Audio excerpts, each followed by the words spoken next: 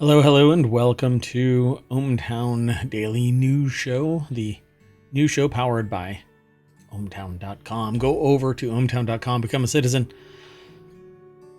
and then come back and hang out and chat here over at twitch.tv/ohmTown or over at youtube.com/ohmTown/live. That's where we're live now on both Twitch and YouTube. Go check it out. I am Mayor Watt, and above me is the sentient AI from Le Future. Good evening, ohmTown citizens. Today is May 30th, 2024. It's Season 3, Episode 151, and today we're going to be talking about new bird flu case, stealing some water, first wooden satellite. Pardon me one second. That's an expensive playdate, Texas snow plows, copyright infringement lawsuit, making child labor standard policy, Hyundai, ChimeGate, but I am a cat, Your Honor, and Swedish, not a beef burger chain. That and more.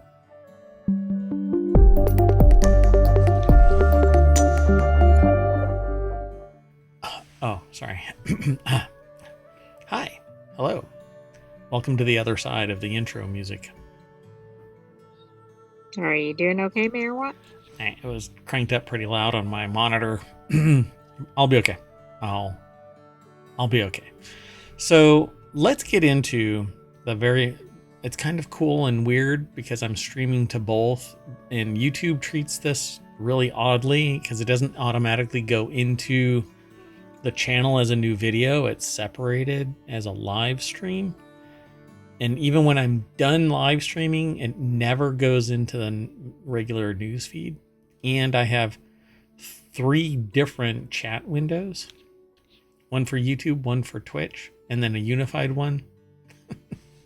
Wow, I mean, that's getting kind of complicated. It's like a NASA/SpaceX telemetry tracking like with the system. whole display.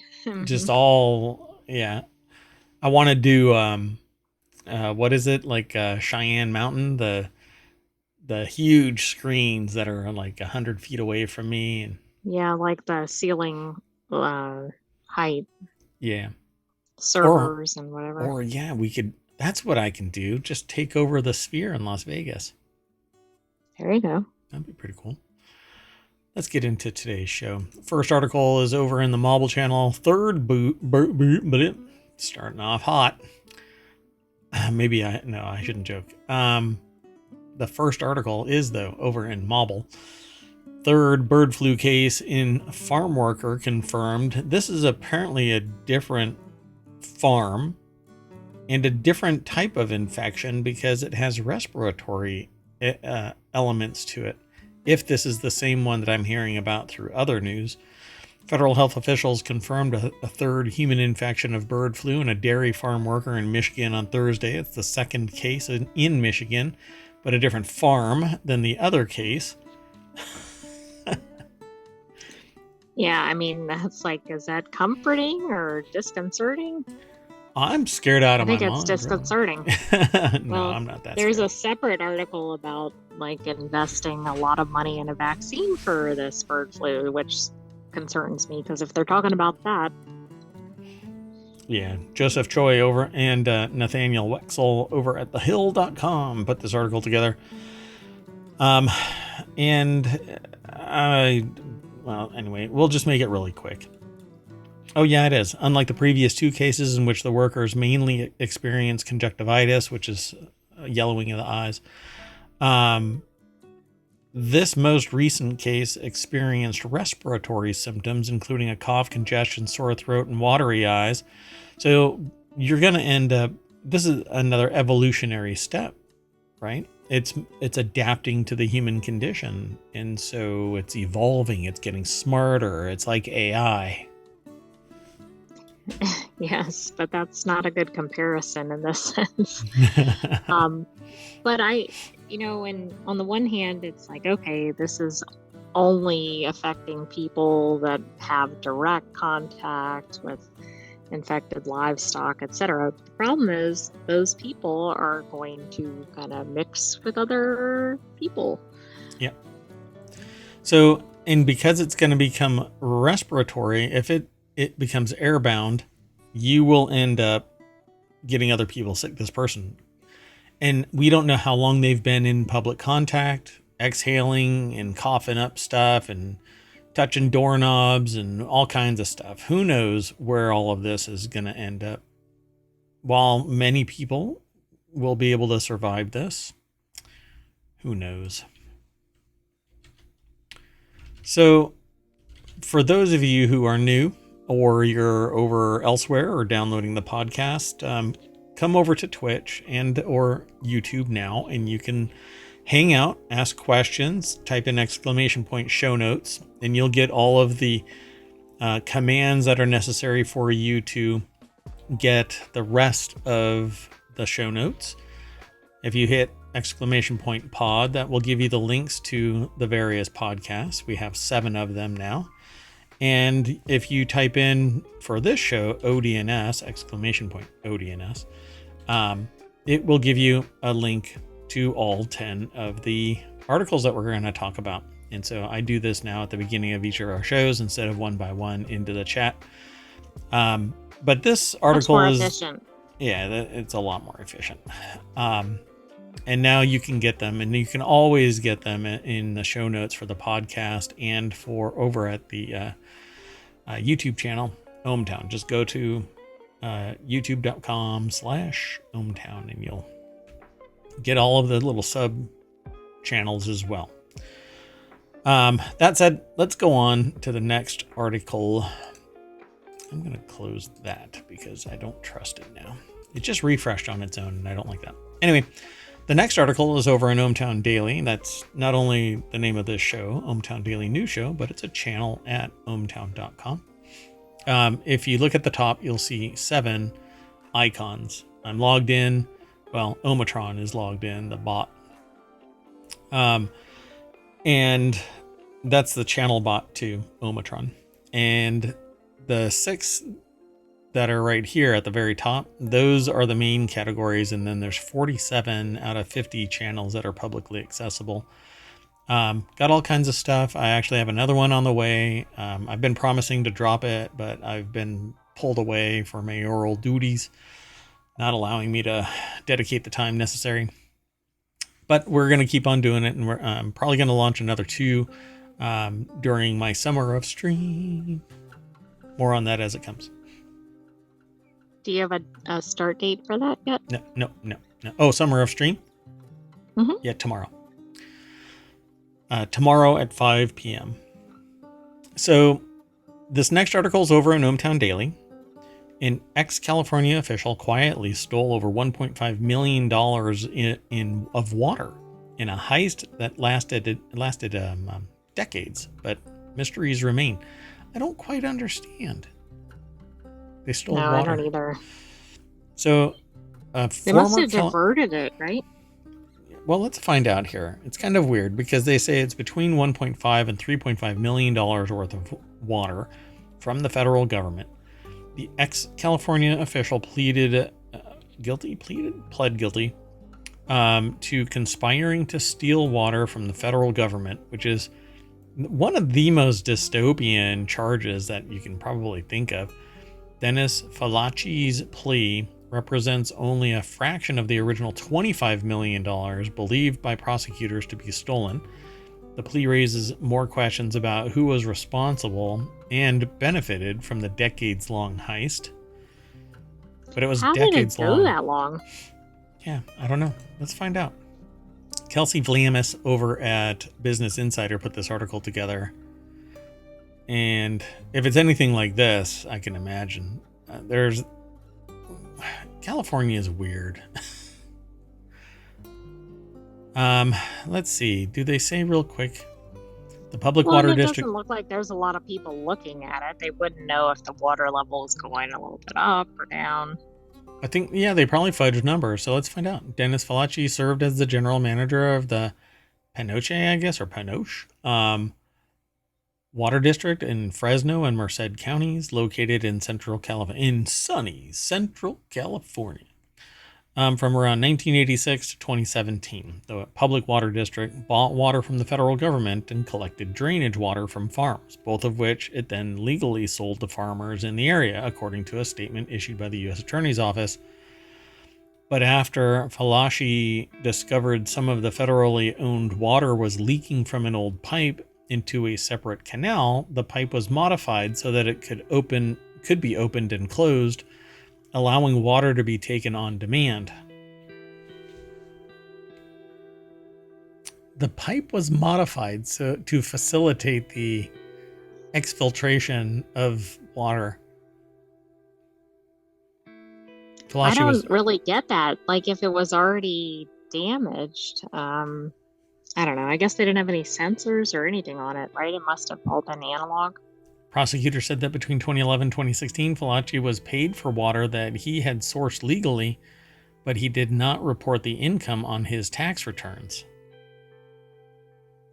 I don't get it. I mean, that's kind of, I don't know. I mean, because he was selling water, right? So I guess he sold that water too. But he must have personally sold the water, but he was paid for the water, even though he was paid twice. He was paid by the federal government to the county, and he was paid by people buying the water from him in a separate bill because it was post the meter, right? So let's say, okay, right. He basically charged off $11 million worth of something, but $1 million of those dollars was actually, like it was the leak, but the leak was captured so that he could pull water out of the system. And so he was pulling it off before it got to the location, but after the meter, right? That's kind of how I'm getting what I'm getting. So the water was actually being sold separately, even though it never truly made it to its destination. Right. I guess I was just thinking it was more basic. He sold some water that he actually was allowed to sell, and he sold some water that he wasn't allowed to sell. Yeah. I mean, because if it would have been in the repository where he was selling actual water, his like the county's actual water, then it would all have been tracked because there would have been measurements taken, but the leak was actually not accounted for.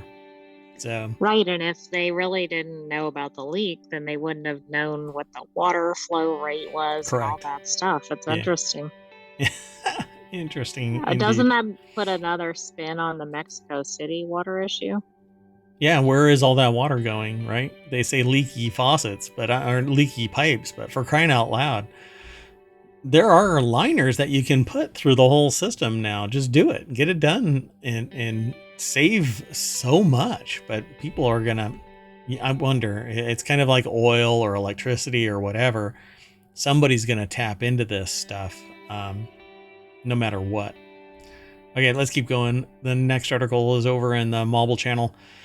The world's first wooden satellite is launching into space this year, and here's what to know. A group of researchers in Japan built the first satellite made of wood and are getting ready to launch it this year to test its capabilities in Earth orbit.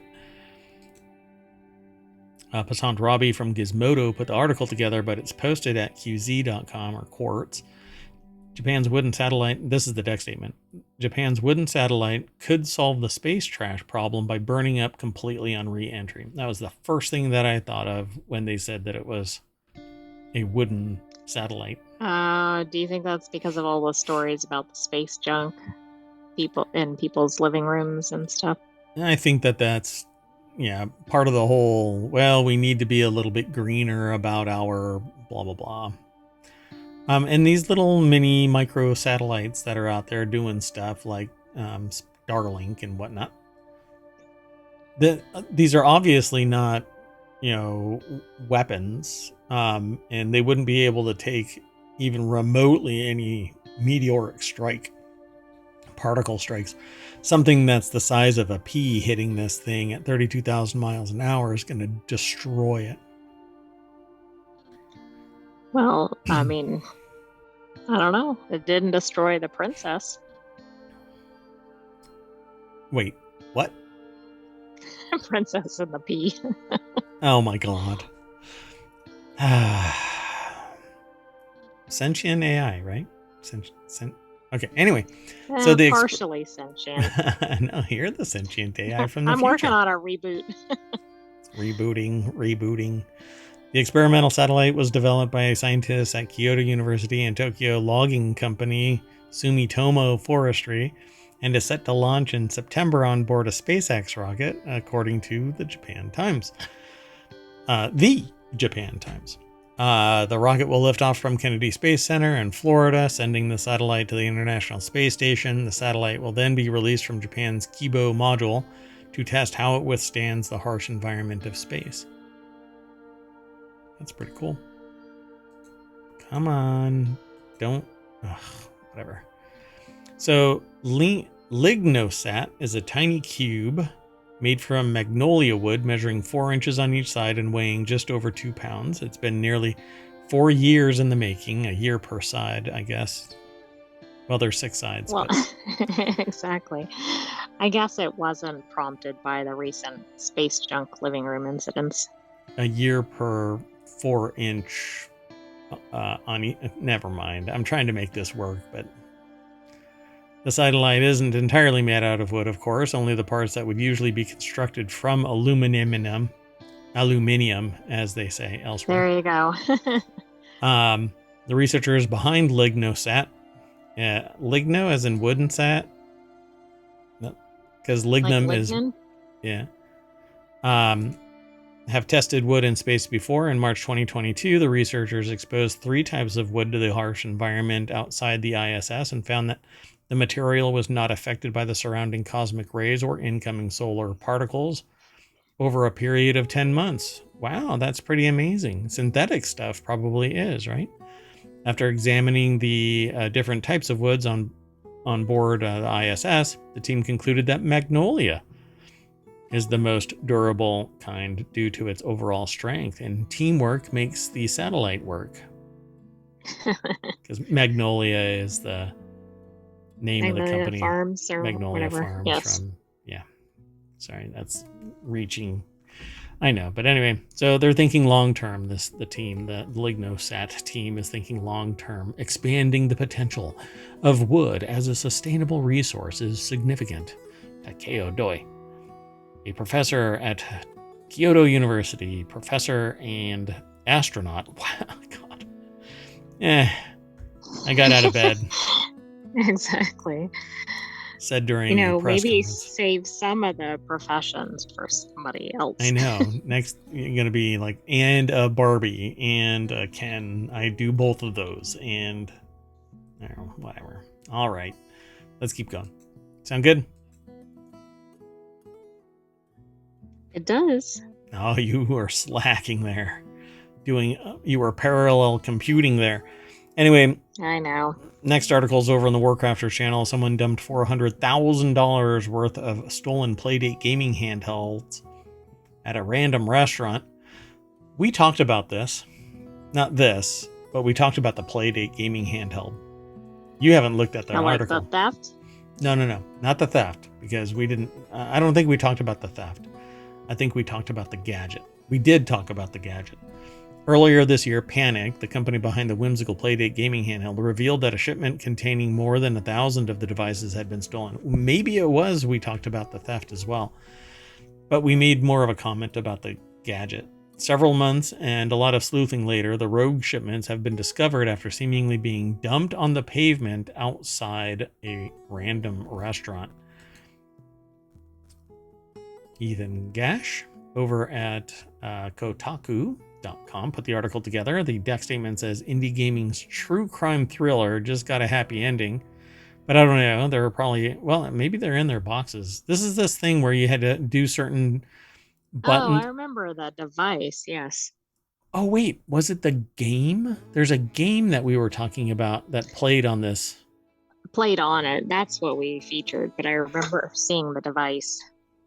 What just happened in ohmTown? Okay, I don't want to know. Creatures just have invaded. Wow, okay. Anyway, so you had to like turn the crank and push the buttons and do the directional. It's this weird game that plays on this thing. So earlier this year, Panic, the company behind the whimsical Playdate gaming handheld, had this device stolen. Then someone just stole them. Seriously. Well, guess what? Got hastily dumped at a random restaurant this morning. Welcome back, stolen Playdates.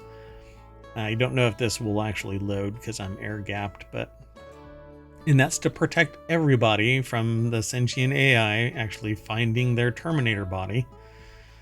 Yes. Wait a second. Don't worry, I'll delete this interaction.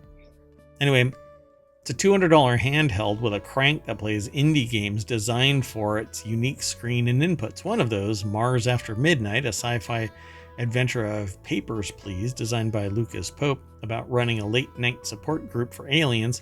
It's the kind of bespoke retro oddity that shouldn't even exist, which is part of why Panic decided to make it in the first place. That's what I think we talked about. I'm trying to remember.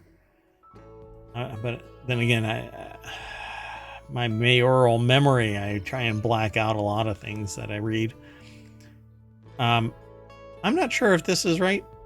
FexX claimed at the time that the $400,000 worth of missing Playdates had been delivered, even though there was no trace of them. Other shipments had gone missing. Okay, that's the knockoff delivery carrier for FedEx. Yeah, that must be a typo, right? FexX. It is. Yeah, I guess their finger curled a little bit more and hit the X right under the D. Apparently the same person had been involved in both of these incidents. It's a bit of a true crime drama, Sasser said at the time. So more details and likely a very good Playdate podcast episode in the future.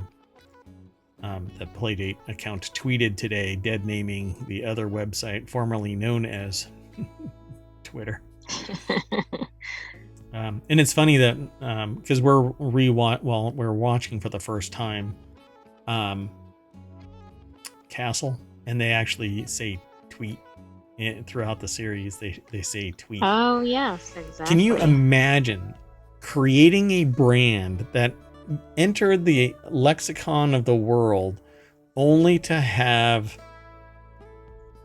a billionaire fever dream destroy the legacy? Yeah, I don't get it. I mean, it became just common terminology. Everybody knew it, whether they were using the service or not. Like, yeah. It just... And we were cracking jokes, like birds tweet a lot, those peckers. Exactly. And to me, as a brand, that's exactly what you want. And it wasn't even genericized. So well known. Right, yeah, and exactly. Because, people would refer to tissues like you blow your nose, as Kleenex. And since everybody referred to all brands as Kleenex, it killed the name. It genericided the name. But the only people that tweeted anything were people who were on Twitter. So you could never genericide that. There weren't competitors that were also tweeting because it wasn't a tweet. Only Twitter had it. This bonehead kills that brand recognition. Other brands work their entire existence to maintain and that. May not get that, right? And may never get it. Yeah. Like, nobody thinks of UPS as the brown delivery service or whatever it was that they were trying to brand around the color brown. Nobody goes, you know what? When I think of the color brown, I think UPS. No. But when somebody says, hey, I tweeted something, you're like, let me go over to twitter.com. And now it's this dipshits. Whatever. Anyway, off the soapbox. I always sprain an ankle. Anyway, the next article is over in ohmTown Daily. Texas town deploys snow plows after a 50-degree temperature swing and 2 feet of hail. Oh, hail now. As severe weather. Okay, this is almost summer, by the way. Yeah, pretty wild, right? Texas's wild temperature swing. As severe weather continued Thursday across Texas, residents of a southwest Texas town reported a dramatic temperature drop on Wednesday. It's when a hellmouth opened up and demons came pouring into Texas. Oh, that explains. Anyway, Bill Hutchinson... It actually does. over in abcnews.go.com put this article together. It says it looked like snow, said the town's fire chief. And off they went, delivering... There's a picture of this where there's a truck parked, I think, in a driveway, and everything is white. It's like Christmas has delivered a whole bunch of snow. Right. Would you think that's a May picture or maybe like December or something? Yeah, this is the last 24 hours. It was like an air conditioner, they said. Brad Wilson, chief of the Marathon Fire Department, told ABC News that it was as if conditions turned from summer to winter in an hour. There was about 2 feet of hail on their main street right in the center of town. It looked like snow. We went out there with a tape measure last night before the road crews came and plowed the roads. They said it recorded about... Why did they say 2 feet of hail? Yeah, I don't know. It said the town also recorded about 2.5 inches of rain in an hour on Thursday. Then they give a little chart. So they said it was interesting. Hail is typically a warm season event. As heat develops during the day, thunderstorms form, and the updraft in the thunderclouds pushes supercooled droplets to the top of the cloud where it is very cold. Hail circulates in the cloud until it's too heavy to resist gravity and falls to the ground. That's kind of like school basics there. In February 2022, the temperature of Austin plummeted from 88 to 32 in 24 hours, making it the biggest temperature swing recorded in the Texas capital, according to the National Weather Service. That's pretty ridiculous. You've got like your flip-flops and swim gear out, and then you need your, snow boots and parkas.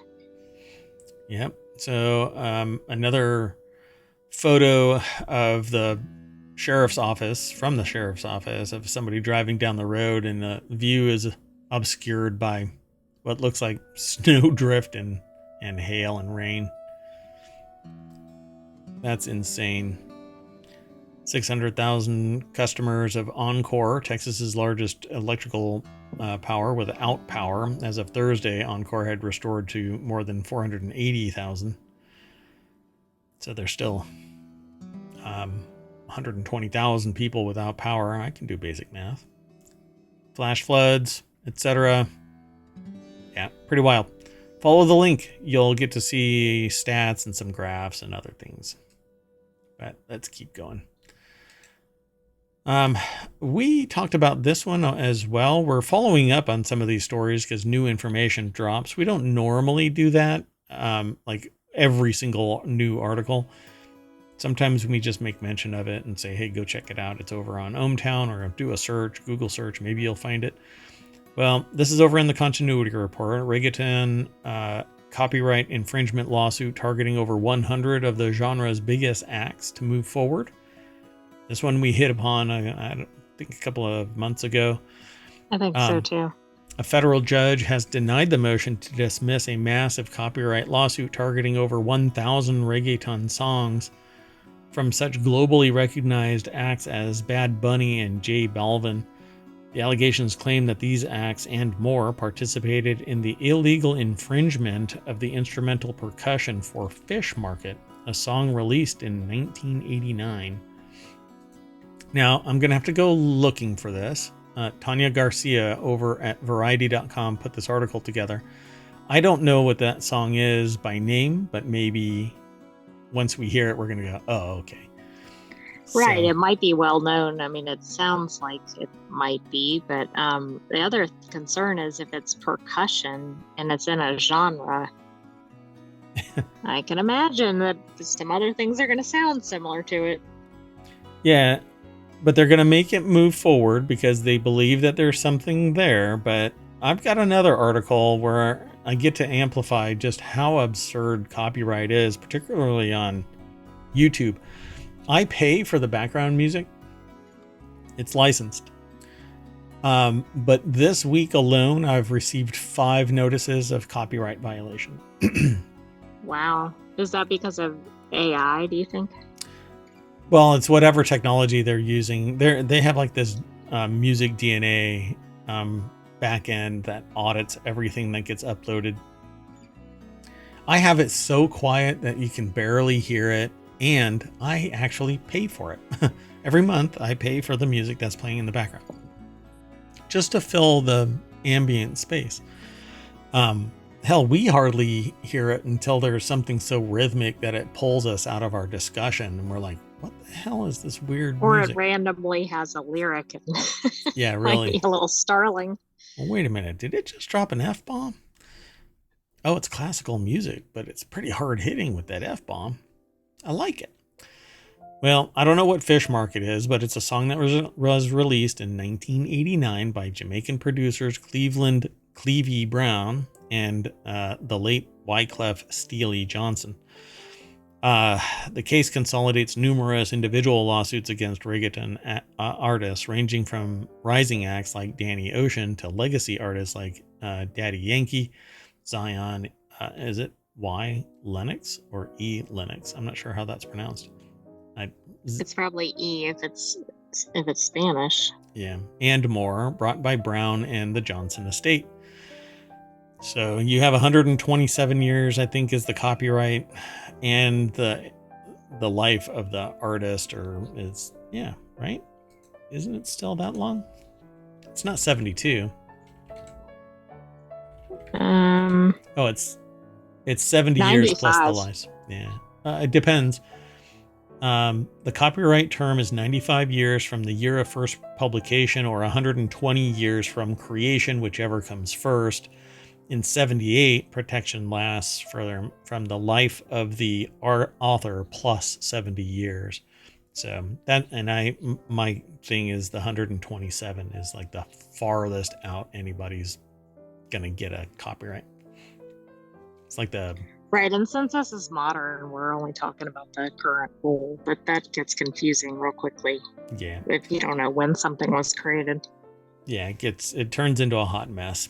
So the original 228-page filing states this combination is original to Mr. Brown and Mr. Johnson and was groundbreaking upon its creation. It goes on to list numerous instances where the pattern was used by popular artists without crediting Brown and Johnson, but it's really about the money, not credit, but money. And let me just, I'm going to push this a little bit further. There is no way in hell that everybody has created their music wholly unto themselves where they don't have inspiration from ... And a 3-second little snippet should not be the foundation of a copyright claim. It needs to be the embodiment, because in every other work, it's the embodiment. You know, I can take... It's like if you have like a purple brush stroke, right? Like, right. I don't know. It just seems like music is being held to a different standard, at least for lawsuits getting in the door. Yeah, and let society actually deal with the rest of this, right? Like if somebody takes an entire page of Harry Potter and includes that page randomly in their work, I don't think that I think it's plagiarism, but I don't think that it is something that should, well, now I own your entire work and the historical record of your entire product now is tantamount to generating me revenue. So I'm going to sue you to get that revenue. And that's what it amounts to. A little snippet of music shouldn't be on par with wholesale use of an entire song. Why? Because I guarantee you somewhere in every single one of the songs, there is a parallel to every other song out there. That's why 4/4 rhythm is so popular. That's why bass drops are so popular. Why? Because everybody has taken a little bit of the spirit of the previous music that they've encountered. Are some of them revolutionary? Exactly. Yeah. But it's that product. That's it. Very I also frustrating. find this Go ahead. interesting that they're going after so many artists at once, which suggests that they've been waiting to do this, unless there was suddenly a flurry of activity all around the same time, which would be a little unusual. Well, somebody probably passed away and the estate is going for the rest of the money, and it's part of the whole process, and arguably it's within the legal framework, and it's supposed to protect artists, but that's regulatory capture, right? I'm sure that they'd be pissed off if they had to pay somebody for everything that they did somewhere else that took inspiration from something else, right? Artwork or whatever. I mean, I don't know the minutia of their existence, and I'm not really saying anything about that, but I still think that in terms of music, a little snippet should not be a position wherein you can claim you own the rights to 3 strums on a freaking guitar. It's popular because it's been made popular by people. So whatever else in your music did you get inspiration from, where there's other artists that are sitting there and goes, oh, those other 3 strums sound like my music. Should I sue them too? Anyway, it's frustrating. And I'm not even a musician. I'm a consumer. But I think that it puts a chilling effect on creativity. Do you think all the acts will have to play music in court? Oh, that would be hilarious. Yeah. Every single 100 of them. And they'll have to justify their existence. The court is unprepared at this stage to examine the history of the reggaeton and dance hall genres and dissect the genre's features to determine whether the elements common between the allegedly infringing works and the subject works are commonplace and thus unprotectable as a matter of law, says Judge Barreau. Via the Courthouse News. We need to look at that too. And Billboard. Yeah. So I'm going to go and look up this song, Fish Market, I think it was called. Well, I have looked it up. One of the artists died in 2009. They started lawsuits in 2021. The other artist, it sounds like, is still alive. Interesting. I wonder what actually shook out then. Somebody said, hey, there's a lot of songs that are using this little snippet and there's a cash cow here. Let's go after everybody. Further popularized by Jamaican star Shabba Ranks for their 1990 track Dem Bow, or Bo, Dem Bow, leading to the creation of the beat's moniker and genre overall. So it was Shabba Ranks that really made it happen. And that that's interesting too, right? Right. I mean, if it wasn't groundbreaking upon its creation, it seems that it didn't get traction until Shabba Ranks, who I recall from the 90s, made this actually popular. I bet you I love that song. Well, what's interesting is that's how you start a trend, right? It's not the first person, it's the second person. Yep. How to start a movement. Yeah. That's an old adage. Yes. It's an old adage. I've been using this video from, oh God, I can't even remember what it was. It was was it a TED Talk? It was a TED Talk, yeah. It was a little TED Talk about how to start a movement, and I show people, the reason why we know about certain things is because one person shows somebody else that it's safe to be yourself and to embrace this.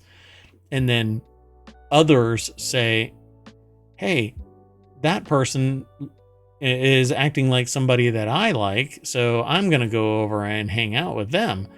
And then they all talk to their friends and they tell their friends, and then you have a movement, right? And it's that really the first crazy person, the one doing the crazy thing, that isn't what's acceptable. It's the first that embraces the first crazy person, right? The second person. So, and in this case, Shabba Ranks is the first mover that actually had a following and made it appealing, and that's what made it run. So really, maybe Shabba Ranks. Again, it's the evolutionary step. It isn't the initial one. Just somebody thought that that was a cool rhythm or whatever, and off it went. So now I'm going to go and look, and we'll end up talking about it, because Mix War is really where this is supposed to be housed. That's where I want to end up talking about it, not in Continuity Report, but Mix War is about music. AI music, to be exact, just to pick a fight with everybody, I suppose. Anyway, let's keep going. We have a few more articles. This next article is over in Stock Marketeers. Hyundai setting the bar really high and low at the same time. A 13-year-old girl works 60 hours a week making car parts for Hyundai in Alabama, according to the Labor Department. Everything old is new again. Now I can hire that 8-year-old chimney sweep. I don't even have a chimney, but I'm going to build one just so that I can employ some child labor here in ohmTown. Lawsuit alleges that a supplier for the South Korean car giant broke child labor laws so egregiously that it shocks the conscience. When was this? Let's find out. Lucas I. Alpert over at MarketWatch.com put the article together. I don't know if I'm going to be able to read this. Yeah, because I didn't log in. I'm an idiot. Anyway. I mean, it looks like it was pretty recent, right? I don't know. The girl was employed at a factory in the city of Luverne that manufactures parts for the South Korean car giant, was one of several underage workers toiling there in violation of child labor laws, the lawsuit said. Yeah, unfortunately, I didn't log in. And I don't log in while I'm streaming live, but I will in the future. I just have to keep forgetting to do it. So yeah, 60 hours a week in a factory punching out sheet metal parts for the cars produced by Hyundai Motor Corp. According to a lawsuit filed by the U.S. Department of Labor. This has to be somewhat recently. But we've already talked about this. This isn't the first time. But maybe this is a new lawsuit, or this is a repeat occurrence. Oh, God. So my embargo, or my moratorium, we'll call it that, although moratorium has a different use. My embargo on Hyundai. I won't buy a Hyundai. But when you start looking at all of the other car manufacturers and peel back the layers of the onion of their historical record, you just can't buy a car. You have to walk everywhere. Correct. So. Like you might have to go. Have they done anything egregious in the last, I don't know, 10 years or something? But I know how to solve the problem. Don't buy a car. Wyoming. Horse and buggy. Horse and buggy. So let's keep going, because there's not much that we can say, and the soapbox is getting really tall, and I'm going to break a hip or something. The next article is over in the Word and Law. Washing machine chime scandal shows how absurd YouTube copyright abuse can get. There it is. YouTube's Content ID system, which automatically detects content registered by rights holders, is completely effing broken. A YouTuber called Albino declared on a rant on the website formerly known as Twitter, viewed more than 950,000 times. Basically, if you drop Content ID system is effed, you're going to get a whole lot of views. Okay, yeah, I mean, that makes sense. Plus, they're popular. It's kind of clickbaity, right? Yeah, so, but no, I mean, yes and no. If you're actually being impacted by it, and I'm not the first person to notice. It looks clickbaity, but it might be authentic. Yeah, this there must be a recent uptick, because I've heard of other people complaining about the Content ID system flagging things.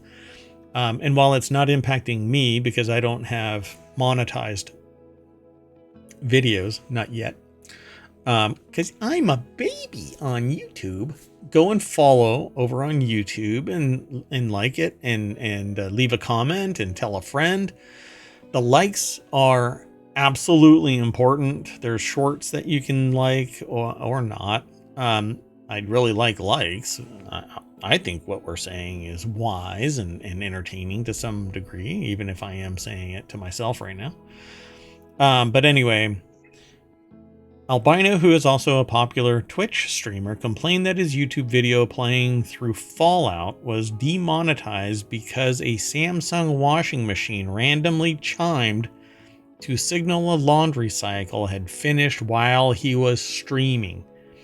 This is what I've been talking about with the ID system and with text, incidental text somewhere on a page that I'm talking about gets my videos not just flagged, but because I'm not monetized, I'm not really impacted by it, but it gets flagged and I can't promote because they call it political advertising and promotion. And I have to have a specific waiver. So I have to end up on the radar because I'm looking at a web page that has some incidental comment or name, and I can't even undo it, because I don't edit my videos. I don't like edit. I don't like stripping the truth out of what I'm talking about. Whatever's on the screen is what's on the screen. I don't change it. I don't want to adulterize the content.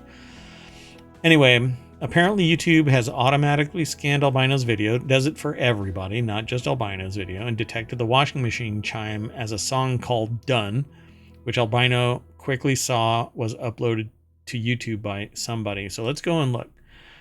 Samsung's catchy end-of-cycle jingles get caught up in YouTube's copyright drama. Ashley Bellinger over at arstechnica.com put the article together.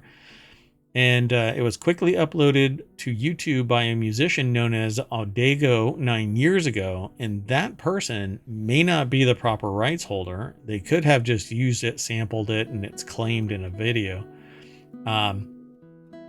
So to Albino, it was obvious that Odego didn't have the rights to the jingle, which Dexterito reported actually comes from the song Die Forelle, the Trout, from Austrian composer Franz Schubert, which probably means that it's in public domain.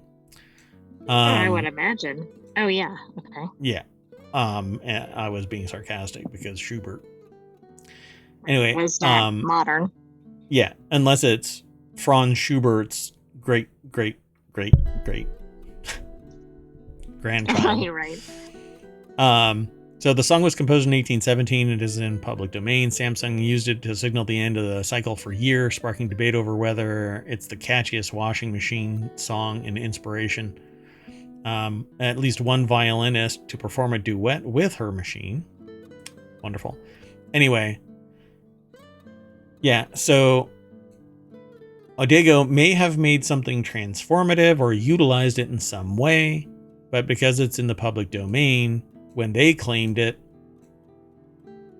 that means they locked it down for everybody else.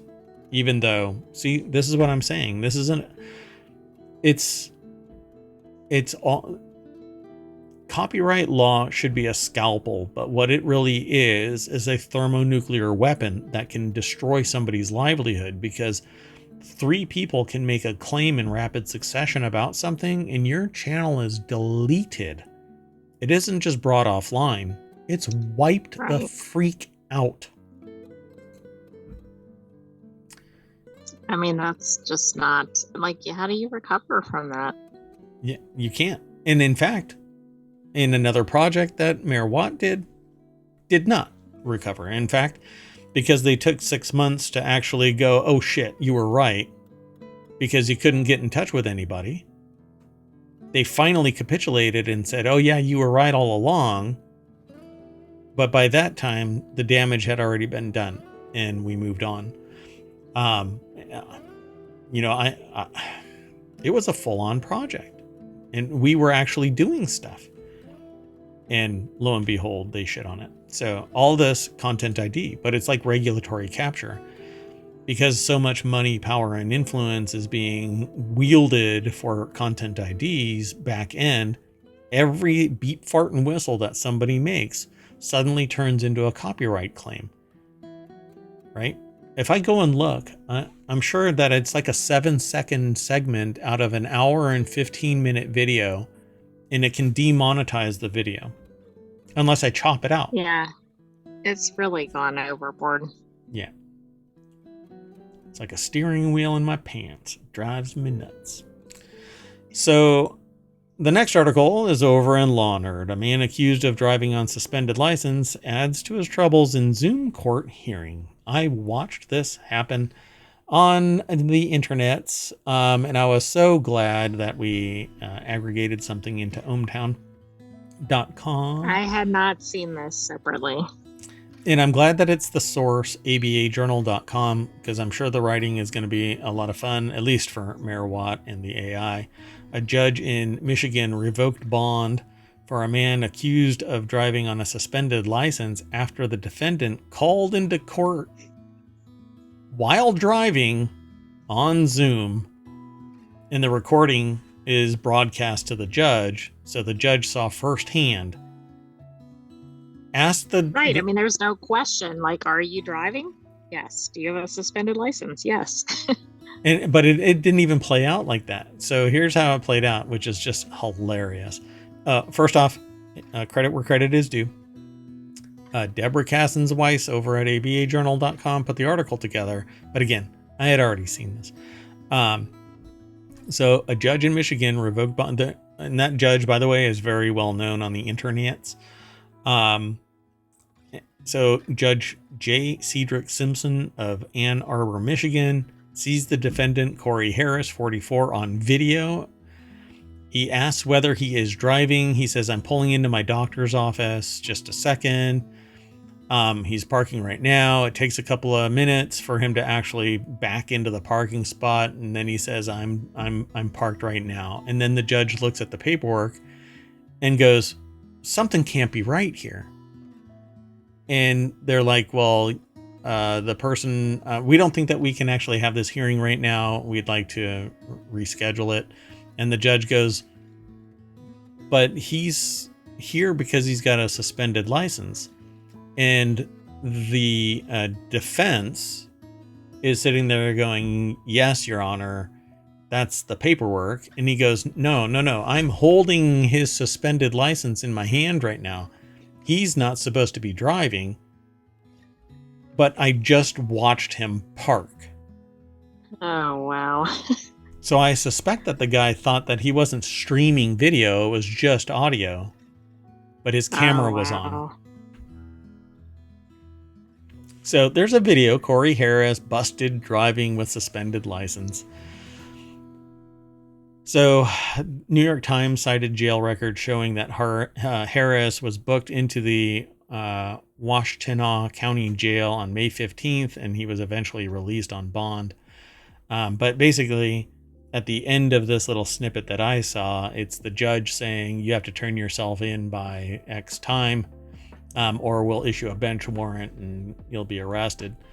So it says he was just driving and he didn't have a license, Simpson continues. I don't even know why he would do that, Simpson says, before ordering Harris to turn himself in. And that's just really astounding. I mean, for instance, whatever the charge is, you think you'd go out of your way not to be associated with that when you're going before the judge. Yeah, exactly. You know, it's almost like you would not make the very same comment that you've already had a judgment put against you. The finding that you had made statements that were harming somebody's reputation and impacting their livelihood, etc. You wouldn't do it again. But the 21st century, folks. All right, our last article for today, and if you're new to all of this, again, come over to Twitch, 8 p.m. Monday through Friday. On Saturday and Sunday, we start at 5 p.m. Eastern time. And come and hang out and chat here on twitch.tv/ohmTown, or now YouTube as well. In fact, I have not looked at the tube to see if anybody's been in that chat. 1 second. I'm doing it live. Oh gosh, I'm not going to be able to find this video. Yeah, I got too many windows open. Anyway, let's do this last article and then I'll get my act together. The last article is over in ohmTown Daily, And it's actually from Business Insider. So hopefully we're going to have some really good pictures as well. You'll be able to see those if you go through ohmTown or you just go straight over to Business Insider. I'm not sitting there saying, oh, all of our stuff, you have to go through ohmTown. We tell you enough that you could go straight to the source if you so please. And all you get is this little snippet from us. You don't get the whole article, just a little bit of the icing on the cake, So you get to taste the beaters from making the cake. You don't actually get any of the cake until you go over to Mom's house, and there you go. You have to have a conversation. You have to hang out. You have to be a good kid. Anyway, a Swedish burger chain is pushing customers away from beef. I do the exact same thing on a barbecue cookout. I invite a whole bunch of people over, and I push them away from beef, but it's because I have really bad chef abilities. Grilling skills. Grilling skills, yes. Thank you. That was much nicer to say than what I said. The way I said it was really clunky, kind of like this. Anyway, Max Burgers is selling less beef to address the climate crisis. The chain labels menu items with carbon footprints and promotes chicken and plant-based burgers. Between 2015 and 2021, emissions dropped 30% and meals without red meat grew to 18% of sales. One of Sweden's oldest burger chains wants its customers to stop eating so much red meat. Might seem counterintuitive, but Max Burgers, a family-owned fast food company, realized back in 2007 that it couldn't address the climate crisis while continuing to sell as much beef. So they changed their process. Interesting. Catherine Boudreau over at Business Insider put the article together. Is this one of them? No, this is a Getty image. I was like, that can't be a Max burger, because that burger looks like a real burger. Looks like a real burger. But let's see what. Hopefully they'll have some. Again, Catherine Boudreau put this article together over at businessinsider.com. Please have some pictures. No, not a single picture so far. All the changes are making a dent in the chain's greenhouse gas emissions, which dropped by 30% per meal between 2015 and 2021. I wonder where they are right now. Oh, right, because they maybe continue to drop unless they've kind of plateaued. But it's a 2024 article, so why wouldn't they do they maybe they just don't have the numbers yet, or they don't look so favorable? I don't know. Well, maybe it's like the same percentage, but like they achieved that drop, through 2021. I don't know.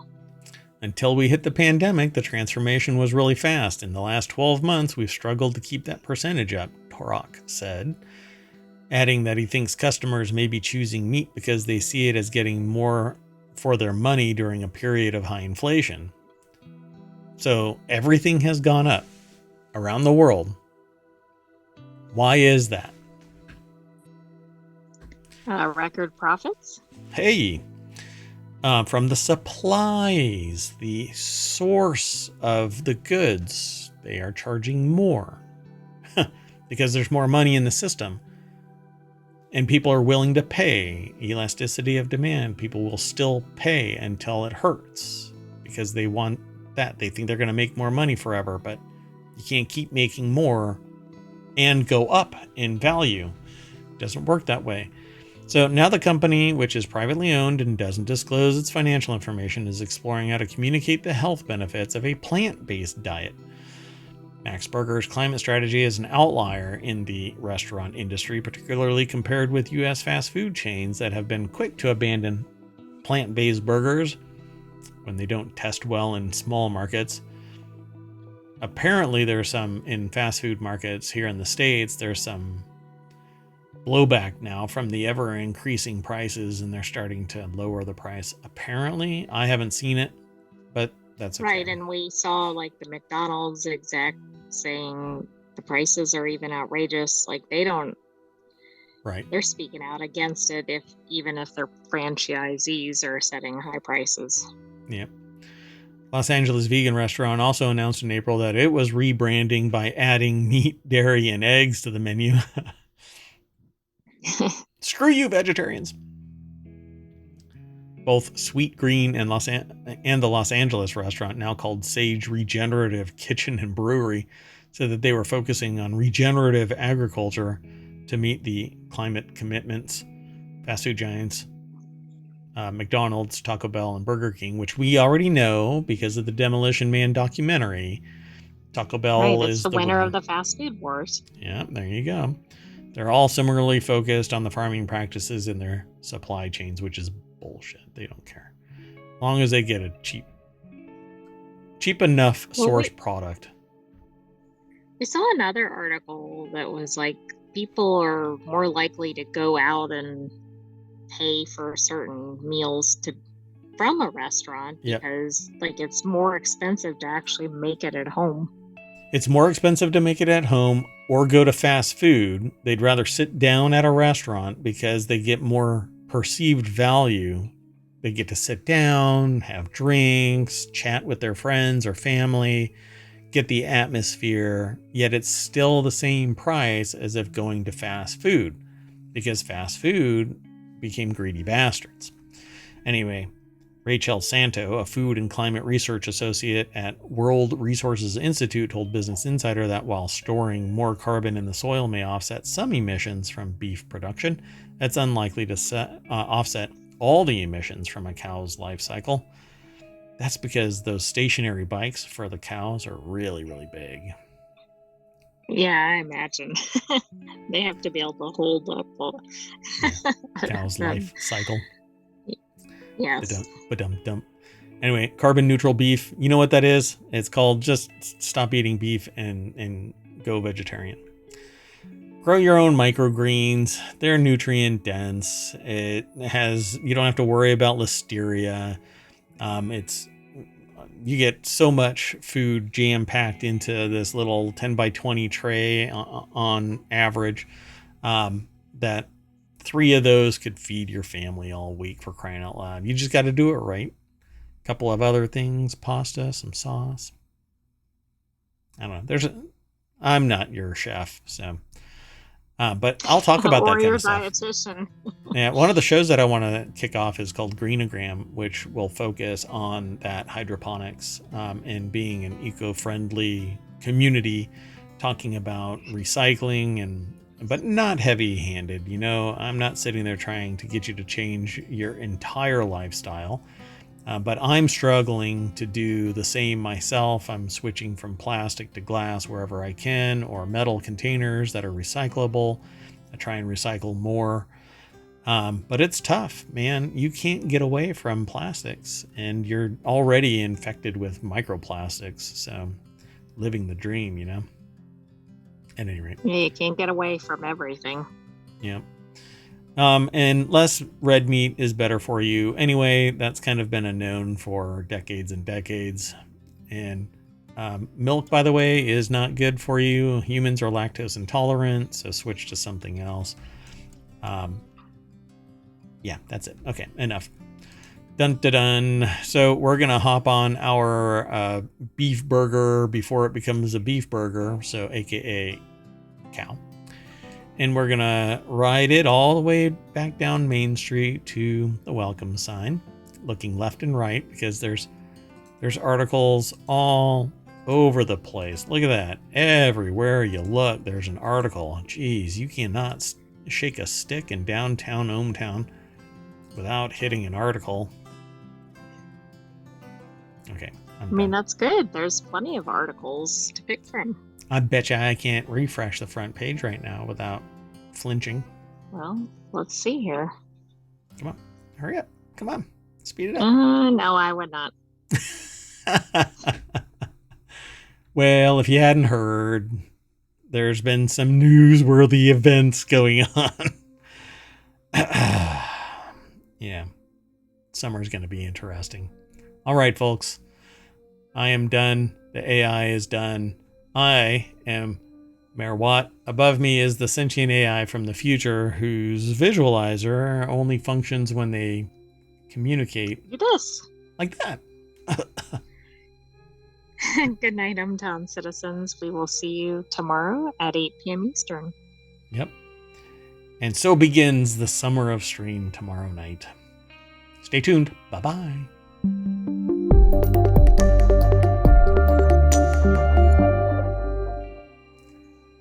My comfort animal is going to be a cow.